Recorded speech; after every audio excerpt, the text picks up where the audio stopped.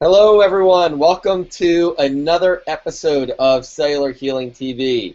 This is David Asarno, and I'm here with Dr. Dan Pompa. Hey, You almost Dr. said Pompa. doctor. You almost said doctor, David. I know because you guys introduce me every week that way. And our other co-host, Warren Phillips, is over the pond over in France right now. And we'll see him back next week. This week we have a very special guest. We have Valerie Kamdar and Doug White of LoveYourPetBakery.com. That's www.loveyourpetbakery.com. Valerie, tell us a little bit about Love Your Pet Bakery and why you guys got started. We got started because I had a very sick golden retriever that was poisoned, and he had a lot of neurological problems. And I started researching dog foods, and there were really none that I thought would help him. So we started making our own. You know, David, when we came up with this show, we've had more emails about this show because people are concerned about the health of their pet. Of course, to date, we've never talked about the health of animals. So this is the first show. And not the last, I can tell you, just because of the response that we got, questions coming in. And I kind of gathered up a lot of the different questions that people had, right, and some of the things and concerns people had. So I can't wait to, ask some of those questions because like I said, we had emails. You all were supposed to be on actually last week, and it was actually a blessing because people, obviously had time to respond when they saw you weren't on. But so this topic of pet health, this is a growing topic. One of the things when I met you all, I was really impressed with both of your knowledge about the subject. But there was something else that impressed me a lot. I had Great Danes in the past, and I said I'm never going to buy another one because these big dogs, I love them, but yet they don't live very long. Well, you all have, and I'll let you tell the history of this Newfoundland, family that you have there, but you have big dogs that have lived to 16, 17, and 18 years old. Tell us a little bit about that because that is unheard of. Well, again, and I'll speak to this, Dr. Pompa.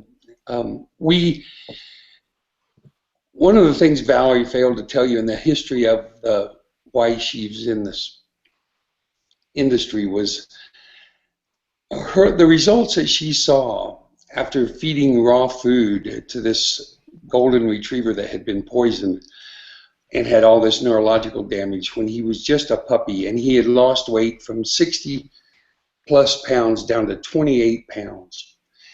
He was only 2 years old and subsequently lived for another 14 years until he was 16. Mm-hmm. And if that wasn't testimonial enough to beginning, the dog shed less. Their waste on a daily basis was much, much less condensed because they assimilate the food that they ingest, and they assimilate a large percentage of it rather than just what goes in comes out the other end, and it just because it's been affected by a different pH level, it takes on a different shape. That just didn't occur. So as our family of four-leggers grew, we implemented this diet. And now I said Newfoundlands. I made a mistake. It's Bernese Mountain Dogs you have now, correct? No, you're correct. You're correct. We do have Newfoundlands, and the last one that left us was 17 years and 5 days. Wow. And unfortunately, we have not found anything that works particularly well with their cognition. And so he had dementia so bad that we would find him in a corner standing there not knowing where he was. But the point was that he was able to stand there and still enjoyed eating a couple of times a day. And other than his mind being completely gone, he was quite healthy. But 17 years old for a giant breed dog is a remarkable story. Yeah, and we have had another 2 Newfoundlands that lived to be 14 years old. And they have been on this diet that Valerie developed their entire lives. and that's all that they eat. Well, let's talk about it because there's so much controversy, and I got the emails of curiosity. I think more than anything, we feed our dogs all raw, and two of the people that emailed in, they changed to raw because of a health condition, whether the dog one had cancer and the other some arthritis, but in both cases there was an immediate turnaround in the health. So Valerie, I'm going to look to you. Why is that? We know that when we feed these dogs raw, we see all this healing occur. So isn't that enough to break this debate that a raw diet is better? But what are your thoughts? I think that people need to do their own research, and that they shouldn't just trust somebody, that they should formulate their own opinions. And I think the easiest way to do it is to try it, to look at Kibble or whatever they might be feeding, and look at something that's live, full of nutrients, and look at something that's been processed. And try it for a couple weeks and see what they think. And most people will see shinier coat, cleaner teeth, less doggy odor, and less waste. A lot of people like the less waste part. Yeah, particularly. Something that I had noticed, when we lived back east, there was definitely more ticks, more flea issues than where we live now here in wonderful Park City. However, when we switched over to raw, our dogs didn't get fleas anymore. I mean, is that something that's true, or is that just to us? And no ticks as well. That we haven't been able to draw a correlation between the two, unfortunately, and that I would love to make that claim. That would be a claim that would, but we just haven't found anything other than to suggest that the pet is probably healthier and not as attractant. And so there's not as many attractants for the parasites to invade them. Mm-hmm. That's the only thing that we've been able to find.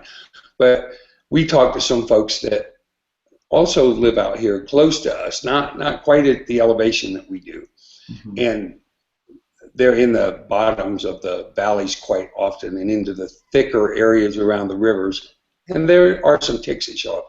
I don't hear any flea issues with any raw food dogs, but I know that they occur back in the east and in the southeast. But they're much easier to manage for some reason. So, right. Well, I don't want to get off the subject we're on right now because we got still more to explore there. But the flea treatments, and again, I deal with neurotoxic illness. I know the toxins that are in those treatments, and they're neurotoxins. I mean, that's matter of fact, that's how they work. Those things are extremely dangerous, whether it's the collars, the powders.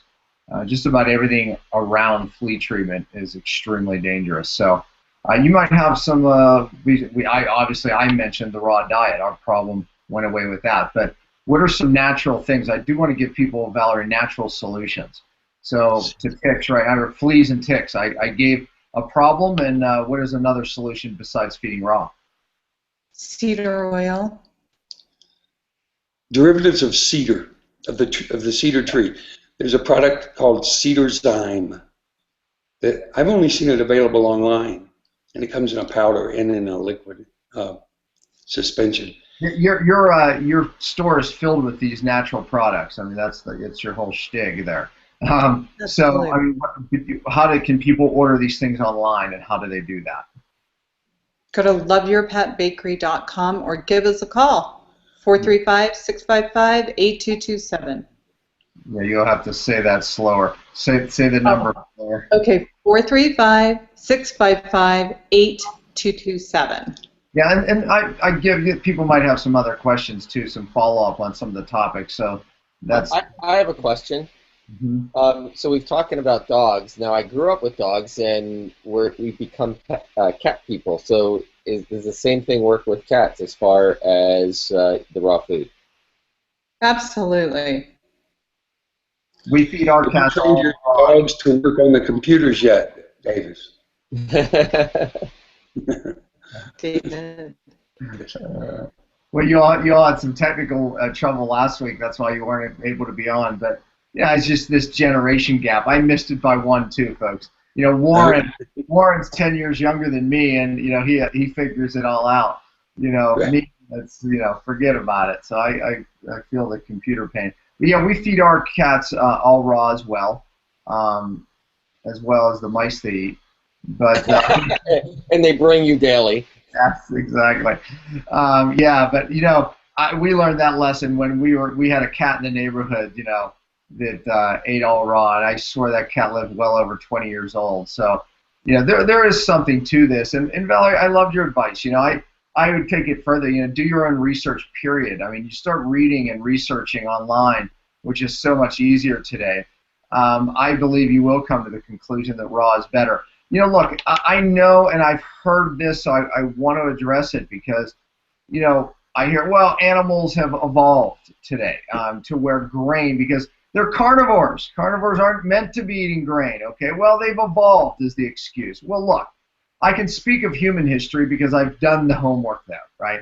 When we look at the history of grains in humans, on this scale of the history of man, it's like we just started eating grains yesterday, literally. So where is the evolution, of this, or adaptation is probably a better word, of eating grains for humans? Well, it doesn't exist. I mean, that's why, we have so many problems. Can we eat some? Yeah, absolutely. But I would argue that humans have more of an ability to eat a crossover of food and too much grain. When we get over a certain caloric intake, then it becomes very bad for humans. But dogs, where is this, time to adapt? There isn't any. They're not going to be going out and baking bread. Yeah, well, exactly. And here's the thing. Carnivores, their digestive tracts are very short, very acidic, so it doesn't putrefy. Last I checked, it's the same length. There is no adaptation, But anyways, that's me as a physician talking, and also my love for looking at history, in this subject of adaptation with food. So, yeah, you're absolutely right. Yeah. Yeah, speak to that. Absolutely. They would have grazed, you would have seen wolves grazing in wheat fields if there was any way that genetically they were able to process the grain. It would have been much easier to graze in a wheat field than it would be to chase down your prey and kill your prey. They haven't adapted, you're correct, and that is probably a better word than evolution, because the time that they've been force-fed this grain-based baked product has only been in the last 75 years. There weren't dog food manufacturers before that, and it's a cheaper, and we believe that they still don't have an enzyme that occurs in their body that can even deal with it, which is why on the waste end, you see such an enormous amount come out that has gone in. It's an assimilation problem. They simply cannot process it. And we're of the belief that kibble are for the convenience of the owner, not the health of the pet. I agree. I could not agree more. Now, y'all make your own food. We buy our raw food from you all. And yes. We've tried many brands, and well, my dogs love yours. But no, I mean, again, knowing what I know, I love your brand. Number one, it's grass-fed meat, which, by the way, that's a whole another subject, because you don't feed your dog grain-fed meat. We don't humans. I mean, the people on this show, folks, they get that we eat grass-fed. We're not meant as humans to eat grain-fed meat. Well, your dog's not either. Maybe, arguably, maybe more so. So you not only have a grass food product, but you put some other things in there too that dogs will typically eat. Dogs eat like a little bit of grass just to keep things moving through, and they eat bone to get minerals and things when they eat a raw animal. But we would tend to maybe not get enough of that. But you provided for that in your food. Yeah. We mix bone right in our food. Try to maintain a 2-to-1 calcium phosphorus ratio in the product, which some of the more progressive veterinarian colleges have suggested that that's that was the way their ancestors ate. And when they killed the prey, they ate a certain amount of bone and a certain amount of fat and a certain amount of meat, and eventually ate it all. But Where the parts where they would go to first. We also offer bones, elk and buffalo bones, knuckle and marrow bones for those. I mean, it's great recreational chewing, and it helps strengthen the jaw and set the teeth straight, as well as clean the tartar off. So our formulas do have bone, species-specific bone mixed in, but we also do have bones. Yeah. All right. Yeah. Sometimes you'll hear crunching on the show next to me. Doing one of your bones. I'm serious. Yeah. They love those darn elk bones. I'll tell you that. Which again, it's just one of those mineral sources. Well, I mean, I could go on about just the raw food thing, but there's so many topics that people had questions on, and one of them was about the vaccinations. Look, I mean, we don't vaccinate our pet, but the way I answered the question in the email was you're going to run into a problem with rabies. And there's states that you're going to have to do the rabies thing. But look, this listening audience, watching audience, they understand the dangers of vaccinations in humans. They get it. But for some reason, when it comes to their pets, I don't know. I think it's almost sometimes even a harder battle. But what's your thoughts on that?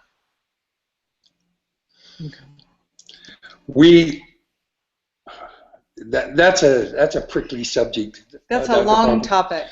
But we personally see, just in our little store and in our community, more issues with pets that have been vaccinated chronically or recently than probably any other single issue.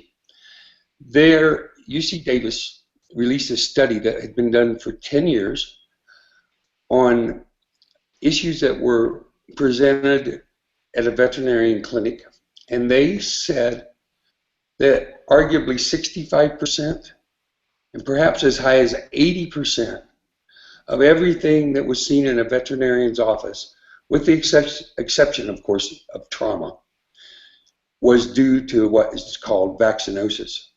Vaccine-related Which illness. is all vaccine-related. And we see paralysis, and we see neurologic damages, we see site tumors, we see excessive shedding, we see difference in behavior of the animal. What's happening in the industry today is that they're doing what's called multivalent vaccines. And they will take as many as 7 different antigens and put it into one vial and then inject it into your dog. Or cat. Without any idea of what antibodies may already exist in the animal's body. We are of the opinion that if a dog or cat is kept with their mother or for a long period of time, so that they fully get the colostrum and get some of the immune building nutrients from their mom or through the milk, and then are subjected to normal environmental issues. And there may be justification for an initial set of vaccines. I'm not in a position, I don't think either of us are in a position to debate that. But the dog's immune system continues to build on whatever they've been exposed to that first time. And their titer, or the strength of the resistance of the antibody, will be such that it falls within a range that's acceptable to say, yes, they're prevented against that disease. And so we, and many, many veterinarians across North America, now suggest that you run titers on your animals once a year, once every couple of years, and look at the strengths of the antibody against the antigen for the specific disease. And then have a discussion with your veterinarian. There's also single kill viruses that you can order that are a couple dollars more that will target that specific disease. And it's from a virus that was that virus alone and not mixed in with many different serums that some of the pharmaceutical companies choose. I believe that all the autoimmune and all the arthritis and things that we're seeing in pets, the skin problems, is vaccine related. By the way, the same in humans. That's obviously humans is what I know, but it's the same thing. How old is that cat there, Valerie? 25 years old. Oh my gosh, let me see. 25 years old. That's Sedgwick. When he was scratching our legs, so that's why he went down. David, they're Newfoundlands. I mean, I wish you could parade those dang Newfoundlands by there, but Let's see if we can. How old? Take the camera, Doug, and put it on the dog. They're 200 pounds. Yeah. The ones we have right now are just 9. They're 9 years old. How long did their parents live? Tell me the ages of their parents. We had Ajax and Argus that were. I don't know if you could see him. Argus is the one that lived to be 17 years and 5 days. 5 months. 5 months, sorry. 5 months. 17 years. And Ajax was 14. And Ajax he was sick overnight. We did everything. He started bleeding just from pretty much everywhere. And, it had to be an autoimmune disease. He had DCI, which is disseminated cancer. And then we had Oliver, who we rescued when he was 10 years old. And Oliver was a Landseer, which is a black and white Newfoundland. And he had cardiomyopathy, he had cancer, he had arrhythmia, and he was basically, I think we have pictures of him, 70% of his body was a hot spot. And so by the time he died, which was 3 years later, there was only one spot where he still had a hot spot, but he did die of cancer. Wow. Wow, it's there's some of the pictures of our family members are on the website, and so people can see them. People can see. Yeah, it's amazing though that you just get these big dogs to live that long. I mean, it is unheard of. It's the raw diet, David. David, you might have some other questions. I do. Your cat is 25 years old, correct? Yeah. He is. You should contact the Guinness Book of World Records because you have the oldest living cat. You actually have. I just did a Google search. The oldest living cat is like 23 years that they have at the Guinness Book of World Records. But what that will do, obviously, Dr. Pompa knows. I put my marketing mind on. All of a sudden, you've got publicity about raw food. You've got reason. The only problem that we have with this story is we rescued him in Chicago, and I don't remember the name of the vet. So I'd have to see that. Yeah. I mean, that is extraordinary. I mean, it's extraordinary how long all of your pets have lived, and like I said, you got them when they had health problems. I mean, it's like it is really extraordinary. I mean, it's proof positive, to what you all do and why your passion's behind it. And obviously you sell. I'm in Atlanta, so you sell all over the country. And I went on your website on my phone while we're here, and while we're talking. So it looks like I could order 24 pounds. It comes in individual 1 pound packets, and then will we freeze everything and then start thawing it? Yes. That's what I do. Our stuff we get from them frozen, David, and you don't have to use it all. You can keep it in the refrigerator, and typically our dogs eat 1 packet. If Marilee were here, if she comes, I'll have her show you, what it comes in. But yeah, you can order the dog food, the raw food all around the country, right? You guys ship everywhere. We do. Yeah. And we're diligently working to have a distributor in your area in particular, Dave. Let's see. Can you see that? I can't see. Raise it up higher. Here, I'll freeze it on your screen. Now talk to it because it'll come up. Talk, Valerie, and they'll see it. That Okay, looks so like this is wild our elk. wild elk with vegetable. Can you see that, guys? Yes. Oh yeah, Okay. right. So I didn't even say that's the wild elk, which oh man, my pets love the wild elk. Over that. And we're all fortunate because Go we're ahead. fortunate because it happens to be elk hunting season right now, so we have fresh product Well, We made right now. being made right as we speak. there's the wild buffalo, there's the venison. So I mean, there's more than one flavor here. So that's and the animals can be picky. They can, or Yeah. maybe the humans are. Right, they like their variety. Well, it's true. You give them kibbles, is that what we're calling it, the dry food. So, you give them kibbles. Imagine if you had to eat kibbles every dang day. At least our pets get to choose between buffalo, elk, deer, beef. I mean, come on. Give them some variety here, folks. But, anyways, David, you might have some other questions. I saw you there, but I think I had a couple other. That's actually a great question. Do you offer a variety pack so that way people can order a sampling of the different? I saw that you right now have bison, you have elk, you have venison. Do you offer a sampling pack for our We viewers? also have chicken, David. So A chicken? Okay, I didn't. I was just doing a quick search on the phone. And lamb. We have a grass-fed lamb as well. So yes, I'm getting hungry, but yes, you can mix and match pretty much however you would like to. We don't specify that you have to take this much of this or that much of that. We actually feed our dogs a variety, and so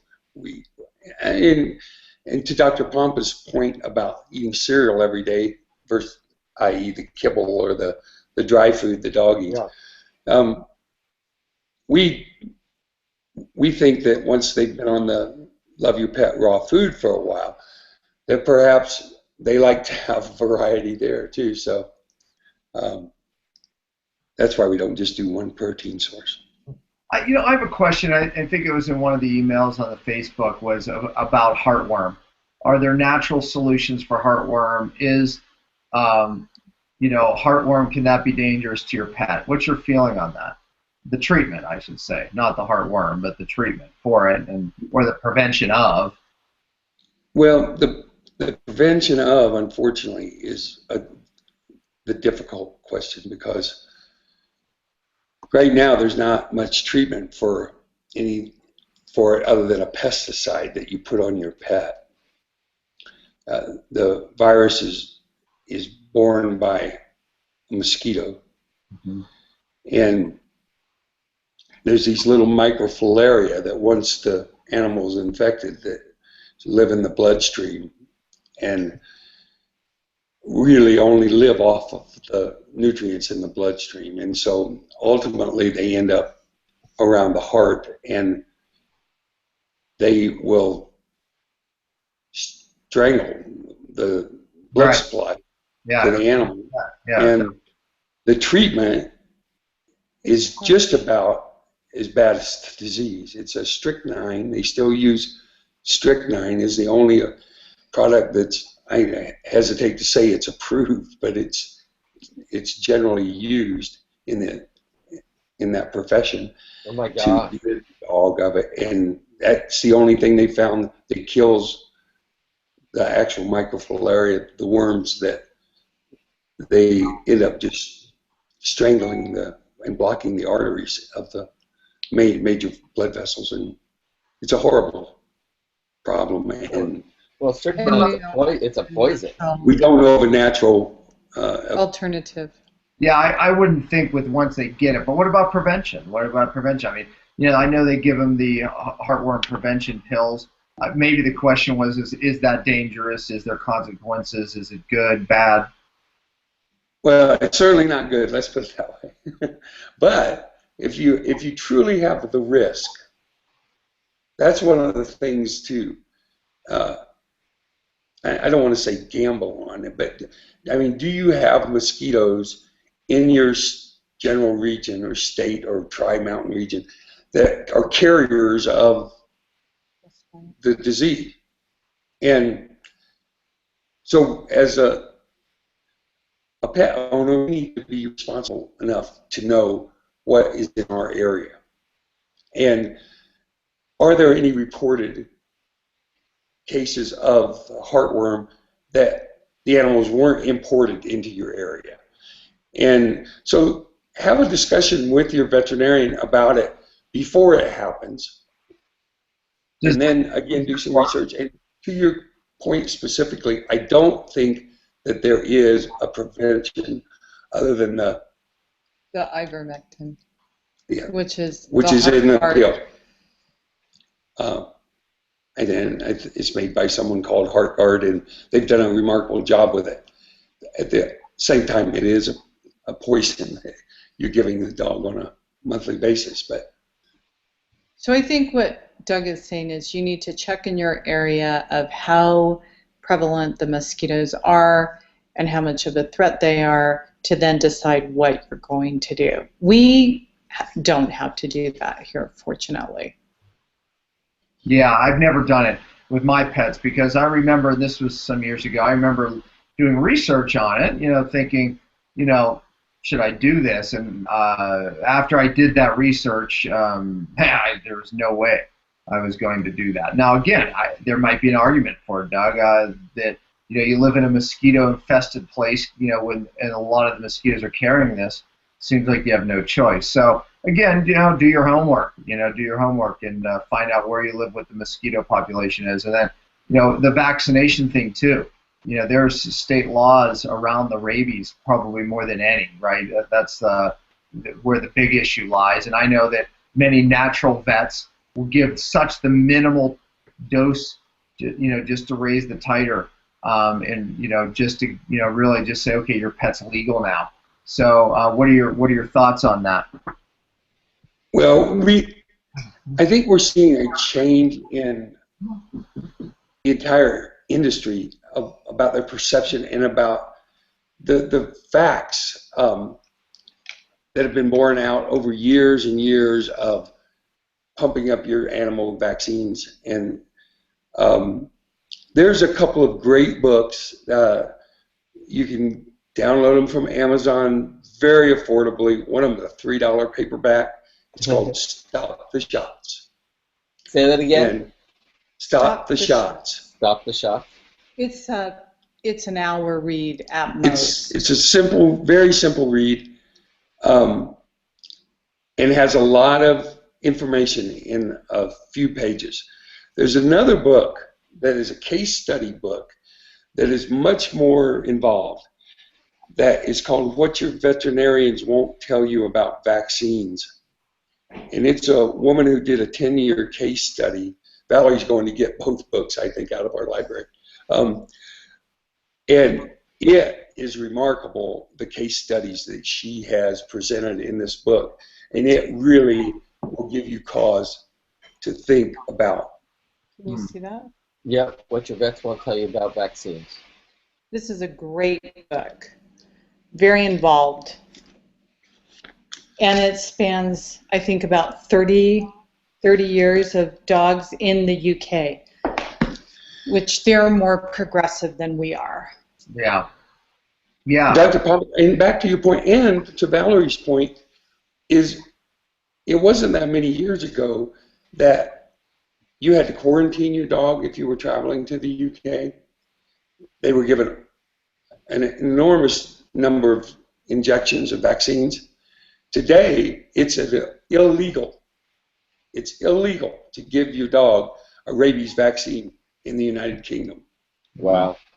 That's a 180-degree change of philosophy. I believe that, and we were so distraught that we had to give that vaccine to be legal here. It's a big deal here, right? It's different everywhere, but thank God, we worked with such a great holistic vet that doesn't believe in rabies vaccines either, and she gave our dogs a homeopathic afterwards. Again, just gave them absolute minimum amount just to push the titer, because again, I just like people. I mean, how many teenage girls do we need to see that end up with gastroparesis and all these other horrific neurological diseases right after the vaccination, and it's the same with pets, and more so. that we see all these conditions starting to occur, in the pets, and specifically autoimmune. Well, I don't want to just let everyone think you just sell the amazing raw dog food or cat food, because we feed our cats and dogs eat the same food. But you also sell the best looking collars and pet stuff on the planet for you to be functioning, here in Park City. You definitely better carry some high-end stuff, and boy, you do. If my wife were here, she would have prayed. She was ready last week. She was going to show them all the collars that we bought at the store. David, you might have seen them. I mean, they're gorgeous collars, right? I mean, you guys have the most amazing stuff. Even the blankets you have. It's like, yeah, show them some of these things. But they can buy all that stuff online too, and I know. And that stuff, Valerie has done a remarkable job has dealt with the same couple that are from Europe, and he travels to Milan and he gets the leather products, and then he travels into the Czech Republic and gets all the crystal stones from the Swarovski family and foundation, and so and then they assemble them in Los Angeles, and so they're friends and acquaintances, and of course vendors for us. But Valerie's bringing a handful of different ones here to show real quick. This gives you an idea of the size of our dogs. You can't see. Oh my God. This was Ferguson's puppy collar. Yeah. And this is hand tooled. Yeah, this is his current collar. He said he wanted the colors of the rainbow, so there we go. Gosh, I swear, I think we have a collar like that. It could be Marilee's belt for sure. Yeah, look at that. That's gorgeous. Yeah. And then here's just one more. So it kind of gives you an idea of how big the dogs are. These are like 34 inches neck size.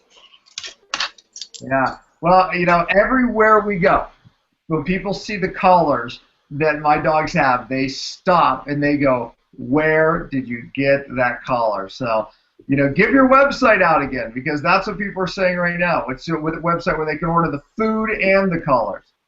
So it's www.loveyourpetbakery.com. You got it. And our Facebook, you can send us a message there, and that's Love Your Pet. We weren't able to get the Love Your Pet domain on the website years ago. Someone else had it, and they didn't want to relinquish it. So, and Valerie did start with the raw food 25 years ago, baking a few cookies in our kitchen, and we still do that. And so in the store, there's always organic cookies available. And they're gluten-free. They're gluten-free, and this week we happen to have organic peanut butter and oat along with some ginger. And they're very small batch, and they're available to anyone that would like and them. Our cookies are so good, you could eat them, David. Yum. Yeah, we'll send you some. We'll send you a couple cookies, David. Yeah. Well, I can't wait. We just lost our second cat. She was over 18 years old, and when my wife allows me to get a couple more, hopefully for my birthday coming up soon, and then now I know how I can feed her and him. Yeah. Yeah, it's remarkable. And well, listen, I hope we made an impact. I want to say this too. We talked about a little bit about healing pets, and I have a bank of pet testimonies from people giving pets the cellular formulas. And this one gal, Pam, sends me testimony after testimony of different pets that they have given the cellular formulas to, and remarkable healing has taken place.